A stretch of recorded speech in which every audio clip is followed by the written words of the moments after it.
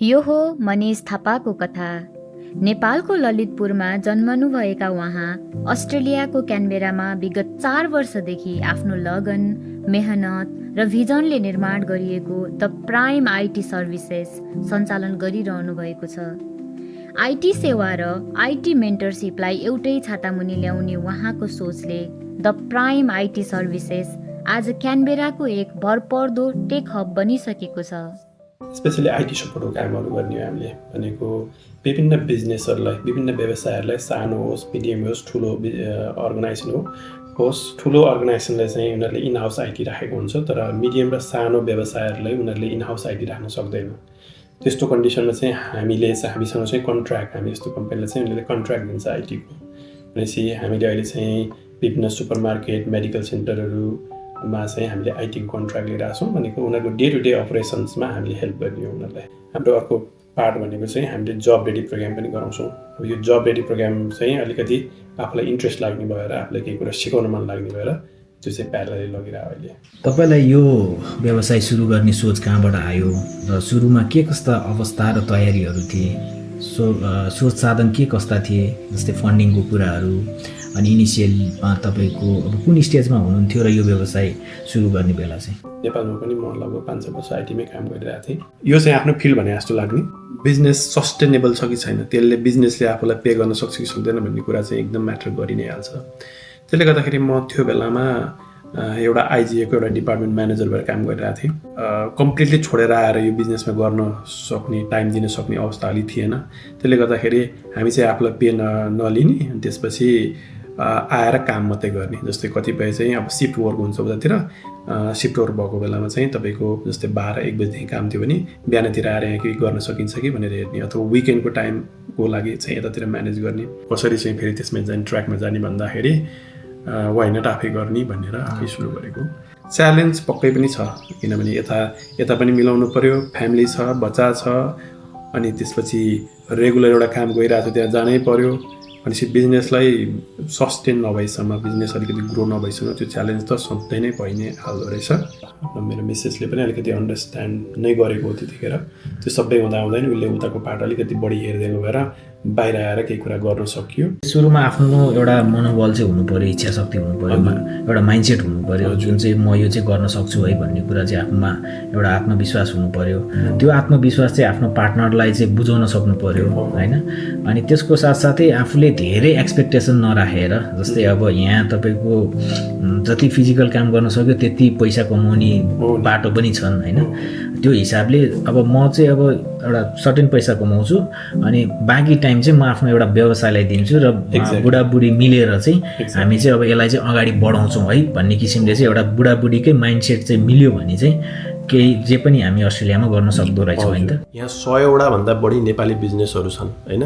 100 भन्दा बढी नेपाली बिजनेसहरूलाई पनि आइटी त चाहिएकै छ कुनै न कुनै रूपमा के होइन। तर पनि कोही पनि नेपाली बिजनेसहरूले ओहो ल है यिनीहरूले चाहिँ आइटीको कामहरू गरिरहेछन्, हामीले अब प्राइसहरू पनि त्यही अनुसार राम्रो दिइ नै हाल्छौँ, सर्भिस पनि राम्रो दिइ नै हाल्छौँ। त्यो हुँदाहुँदै पनि ल है यिनीहरूले खोलिरहेछन्, ल यिनीहरूलाई नि केही काम दिउँ न त भनेर चाहिँ अहिलेसम्म पनि कोही नेपाली बिजनेसहरू आउनु भएको छैन कि। भन्न खोजेको आफ्नै नेपाली बिजनेसहरूले पनि त्यो धेरै ट्रस्ट नगर्ने हो कि अथवा उहाँले पैसा जोगाउन खोज्ने हो कि अथवा के गर्न खोज्ने हो त्यो चाहिँ मलाई थाहा छैन। अस्ट्रेलियनहरूको बिजनेसतिर कुरा गर्दाखेरि उनीहरूलाई चाहिँ कस्तो हुँदो रहेछ भने हामीलाई हेर्ने नजर है, हामीलाई हेर्ने भनेको हामीलाई प्राय त एसियन इन्डियन भन्ने खालको होइन। इन्डियन अब बुझ्नेले नेपाली भन्छौँ। अनि उनीहरूले चाहिँ आइटी कुनै अर्गनाइजेसनको आइटी लिनु भनेको उनीहरूको ओभरअल स्ट्रक्चरै हामीले बुझेर इमेलदेखि लिएर हरेक कुराको चाहिँ सबै कुराहरू म्यानेज गरेर राखिदिनु हो हामीले। भनेपछि उनीहरूको डेटासँग डाइरेक्ट एक्सेस हामीसँग हुन्छ। त्यसले गर्दाखेरि प्राय अर्गनाइजेसनले चाहिँ यो डेटासँग एक्सेस हुने भएको हुनाले प्राय आफ्नै भनौँ न यतैतिरको अलिकति ट्रस्टेड ब्रान्डलाई मात्रै विश्वास गर्ने धेरै के। जस्तै अब इनिसियल्ली चाहिँ हो त्यस्ता कुराहरूलाई चाहिँ कसरी तपाईँले फेस गर्नुभयो र अब जस अब आफूले अहिलेको स्टेजमा एउटा सस्टेनेबलतिर कसरी चाहिँ अगाडि बढाउनु भयो, जस्तै यो च्यालेन्जेसहरूलाई चाहिँ कुन तरिकाले तपाईँले फेस गर्दै अगाडि बढ्नुभयो? अगाडि बढिसकेपछि अब के भन्छ नि डु अर डाई होइन, कि जसरी पनि चाहिँ अगाडि बढाउनु पर्छ अथवा सस्टेन गराउनु पर्छ भन्ने हिसाबले चाहिँ कतिपय कुराहरू एड अन गर्दै पनि अगाडि बढ्यो। जस्तै यही जब रेडीको कुरा गरेँ मैले। जब रेडीको कुराहरू खास सुरुमा चाहिँ यो जब रेडी गर्ने भन्ने हिसाबले चाहिँ खोलेको पनि होइन, खोल्न मन पनि होइन। आइटी नै कम्पनी नै इस्टाब्लिस गरेर आइटी कम्पनीकै थ्रुमा जाने भन्ने चाहिँ उद्देश्य हो। तर एडन किन गरियो त भन्दाखेरि हुन त अब यो एडनले गर्दाखेरि धेरै कुराहरू पछि चाहिँ यो पनि राम्रो रहेछ भन्ने फिल चाहिँ भयो मलाई। जस्तै यहाँको क्लाइन्टहरूलाई चाहिँ आफूमा ट्रस्ट गराउनलाई चाहिँ केमा चाहिँ हामीले चाहिँ ध्यान दिनु पर्ने हुन्छ? यहाँको क्लाइन्टहरूसँग त अब प्रायः चाहिँ कोल्ड मार्केटिङै भयो, जस्तै इमेल मार्केटिङहरू भयो होइन। एकचोटि चाहिँ हामीले यहीँको सेल्सलाई पनि, सेल्समा काम गर्ने मान्छेलाई पनि हामीले चाहिँ एज अ कन्ट्र्याक्ट राखेर चाहिँ कामहरू गरायौँ। भनेपछि उनीहरूले चाहिँ सेल्समा फोकस गर्ने, उनले मार्केटिङ गर्ने, लिडहरू ल्याउने, त्यही कुरातिर चाहिँ गऱ्यौँ। त्यो हिसाबले बिस्तारै अहिले चाहिँ अलिकति वर्ड अफ माउथ चाहिँ हुन थाल्यो। जस्तै एउटा कस्टमरलाई चाहिँ मन पऱ्यो भने अर्को बिजनेसलाई पनि ओके मैले यसमा गरिरहेको छु, राम्रै छ यिनीहरू होइन, अहिलेसम्म चाहिँ सर्भिस राम्रै दिएको छ भनेर वर्ड अफ माउथ चाहिँ एकदम राम्रो सुनिएको छ कि अहिले। इथिकल्ली यहाँ सबै काम गरि नै हाल्छन् होइन, रुल्स एन्ड रेगुलेसन त्यही अनुसार छँदैछ। त्यसले गर्दाखेरि यिनीहरूलाई केही हामीले डेटाहरू दिन प्रब्लम छैन भनेर एउटा सबभन्दा फर्स्टमा त विश्वास हुनु पऱ्यो। अर्को भनेको कस्ट हेर्छ नै, जस्तै कस्ट के छ त होइन, अरूले जसले प्रोभाइड गरिरहेछ त्यसभन्दा कम्पिटेटिभ कस्ट छ कि छैन होइन, त्यो चाहिँ सर्भिस कस्तो दिइरहेछ। अस्ट्रेलियन वर्क प्लेसको चाहिँ स्ट्यान्डर्ड के छ, जस्तै डेटा सेक्युरिटीको कुराहरू के कस्तो छ, त्यो सबै कुराहरू बुझेर हामी त्यही अनुसार काम गरिदिनुपर्छ। तपाईँको व्यवसायले समुदायमा कस्तो समस्या समाधान गरिरहेको छ र तपाईँले आफ्नो कामबाट समुदायमा देखेको सबैभन्दा ठुलो परिवर्तन चाहिँ के हो नि? अहिले चाहिँ दुईवटा अर्गनाइजेसन जस्तै सनातन समाजको सबै आइटीको कामहरू चाहिँ हामीले हेरिरहेछौँ। क्विन नेप्ली सोसाइटीको पनि सबै कुराहरू चाहिँ आइटीको कुराहरू चाहिँ लगभग यतैबाट पनि हामीले हेरिरहेछौँ। भनेपछि यो चाहिँ डाइरेक्टली समाजलाई केही कुराहरू पनि दिनुपर्छ भन्ने हिसाबमा चाहिँ हामीले चाहिँ डाइरेक्टली यता सहयोग गरिरहेछौँ। इभन हाम्रै नेप्लिस कम्युनिटीमै फोकस छौँ हामी। भनेपछि हाम्रै दाजुभाइ दिदीबहिनीहरूलाई चाहिँ स्पेसली हामी आइटीमा छौँ, आइटीमा चाहिँ जागिर लगाउन चाहिँ पायो भन्ने कतिपय चाहिँ खोजी पनि रहनु भएको छ र उहाँहरूलाई चाहिँ आइटीमा चाहिँ कसरी काम लगाउन सकिन्छ भन्ने कुरामा पनि बढी फोकस छौँ हामी। म आफैले अहिले चाहिँ मेन्टरिङ गरेर लगभग 56-57 जना स्टुडेन्टहरूलाई चाहिँ आइटीमा चाहिँ उनीहरूलाई चाहिँ काम लगाउन सफल भएँ। उनीहरूको करियरमा चाहिँ मैले हेल्प गरेँ। अहिले सोच्दाखेरि चाहिँ यो पनि मैले राम्रै गरेछु भने जस्तो फिल चाहिँ भयो। जसले म आइटीमा करियर बनाउँछु या एउटा आइटी कम्पनी इस्ट्याब्लिस गर्छु भनेर जो यहाँ बसिरहेको नेपालीले सोचिरहनु भएको छ भने होइन, उहाँलाई चाहिँ तपाईँले के सल्लाह र सुझाव दिन चाहनुहुन्छ? एकैचोटि जानुभन्दा पनि अलिकति स्टेप तपाईँहरूको प्लान गरेर चाहिँ गर्नु होला होइन, त्यो हो भने धेरै सजिलो हुन्छ। अब एकैचोटि चाहिँ अब तपाईँसँग राम्रै बजेट छ, ब्याकअप स्याकअप सबै कुराहरू छ, ओके म चाहिँ यति समयमा यति गर्छु भनेर चाहिँ अगाडि बढ्नुहुन्छ भने पनि त्यसले चाहिँ राम्रै आउटपुट ल्याउन सक्छ। तर पनि अब लोकेसन कहाँ हो के हो त्यो कुराले पनि म्याटर गर्छ। त्यो सबै कुराहरू हेरेर विचार गरेर गर्दाखेरि नहुने भन्ने चाहिँ हुँदैन जस्तो लाग्छ। यो काममा तपाईँ कतिको सेटिस्फाइड हुनुहुन्छ? यसमा त एकदमै बहुतै सेटिस्फाइड नै हो म, किनभने पहिलेदेखि नै खोजेकै हो है। यसमा चाहिँ केही कुरा इन्जोय गर्छु मैले, जस्तै काम गरिरहँदाखेरि चाहिँ अरू सेक्टरभन्दा चाहिँ अलिक बढी इन्जोय गर्ने फिल चाहिँ मेरो पर्यो। यही काम नेपालमा इस्ट्याब्लिस गरेर अहिले जुन लेभलमा सेटिस्फाइड भइरहनु भएको छ त्यही लेभलमा सेटिस्फाइड हुन सक्नुहुन्छ त? अहिले नेपालमै कुरा गर्दाखेरि पनि 2 जना भाइहरू फुल टाइमको रूपमा चाहिँ नेपालमै काम गरिरहेछन् हाम्रै अर्गनाइजेसनको थ्रुबाट। भन्नु खोजेको अहिले चाहिँ नेपालमा चाहिँ सपोर्टको रूपमा चाहिँ काम गरिरहेछन्। अहिले चाहिँ कस्तो भयो भने चाहिँ ग्लोबल्ली नै तपाईँको यो सबै इन्टरनेटको पहुँचहरू सबैले गर्दाखेरि चाहिँ रिमोटली काम गर्न सक्ने वातावरण बनेको छ।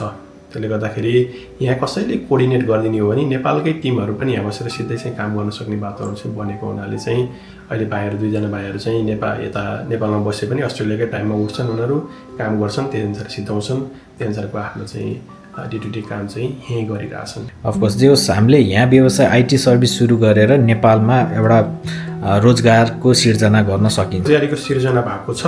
अब यसलाई चाहिँ हामी अझै ग्रो गर्दैछौँ, अझै नेपालको टिमलाई अझै बढाउने हामीले सोच गरिरहेछौँ। त्यसले गर्दाखेरि हाम्रो सोच भनेको अस्ट्रेलिया नेपाल कनेक्सन नै हो, म्यान पावरमादेखि लिएर हरेक कुरामा। अस्ट्रेलियामा धेरै नेपालीहरूले आइटी सेक्टरमा करियर बनाउन खोजिरहनु भएको छ होइन, तर कस्तो केही कुरामा ल्याक भइरहेको जस्तो पनि देखिन्छ है। र तपाईँले एउटा कुनै त्यस्तो केही योजना बनाउनु भएको छ जसले चाहिँ अस्ट्रेलियामा बसिरहनु भएको नेपालीहरूले चाहिँ एउटा आइटी सेक्टरमा करियर बनाउन या एउटा आइटी सर्भिसै इस्ट्याब्लिस गर्नलाई सहज हुने तरिकाको केही तपाईँले योजना बनाउनु भएको छ? अहिलेको एउटा चाहिँ जब रेडी प्रोग्रामको कुरा पनि गरेँ। यो जब रेडी प्रोग्रामको मोडल पनि लगभग चाहिँ आइटीमा कसैलाई चाहिँ करियर बनाउनु मन लागेको छ भने लगभग चाहिँ उहाँहरूले चाहिँ यहाँ जोइन गरेर यहाँको चाहिँ ह्यान्ड्स अन स्किल्सहरू पाएर विभिन्न चाहिँ सल्लाह सुझावहरू पाएर इन्टरभ्यू प्रिपरेसन गरेर चाहिँ आफ्नो चाहिँ एउटा आइटीमा करियर सुरुवात गर्नको लागि पनि हामीले यो कोर्स डिजाइन गरेको छौँ। यही कोर्सलाई चाहिँ मैले मेन्टरिङै गरिरहेको छु होइन। त्यसको लागि चाहिँ पैसा तिरेर पनि आउनुपर्छ भन्ने छैन, निःशुल्क रूपमा पनि हामीले ओरिएन्टेसनहरू भएर आउँछ होइन। यदि कसैलाई चाहिँ त्यो विषयमा केही जान्न मन लाग्यो भने सिधै मलाई फोन गरेर अथवा चाहिँ मलाई इमेल पठाएर पनि तपाईँहरूले चाहिँ मसँग कन्ट्याक्ट गर्न सक्नुहुन्छ। मैले जानेको कुराहरू चाहिँ मैले सबै कुराहरू सेयर गर्छु। यदि कसैले चाहिँ आइटी कम्पनी नै खोल्छु होइन, म स्क्रचबाट चाहिँ मेरो चाहिँ अन्टरप्रेन्योर जर्नी नै यतैतिर आइटी नै हो, यतैतिर गर्छु भन्ने जस्तो लाग्छ भने पनि मैले भोगेका कुराहरू, दुःखहरू के कस्तो हो, च्यालेन्जहरू के कस्तो भए सुरुवाती दिनदेखि अहिलेसम्मको र भोलिको नेक्स्ट स्टेपको च्यालेन्ज के छ भन्ने कुराहरू पनि तपाईँहरूसँग म सेयर गर्नलाई मलाई केही पनि समस्या छैन। त्यसले गर्दाखेरि त्यस्तो केही छ भने पनि तपाईँहरूले मलाई कन्ट्याक्ट गर्न सक्नुहुन्छ। आज धेरै युवाहरूसँग आइटीको सिप छ, आइटीमै करियर बनाउने सपना पनि छ, चाहे त्यो जागिर मार्फत होस् वा आफ्नै आइटी सेवा मार्फत। तर सही मार्गदर्शनको अभावले धेरैको यात्रा कठिन बन्दै गएको छ। यही यात्रालाई सही दिशा दिन र अन्यललाई आत्मविश्वासमा बदल्न तपाईँको आइटी क्षेत्रको यात्रामा साँचो मार्गदर्शन र मेन्टरसिप प्रदान गर्न मनिष सदैव तयार छन्।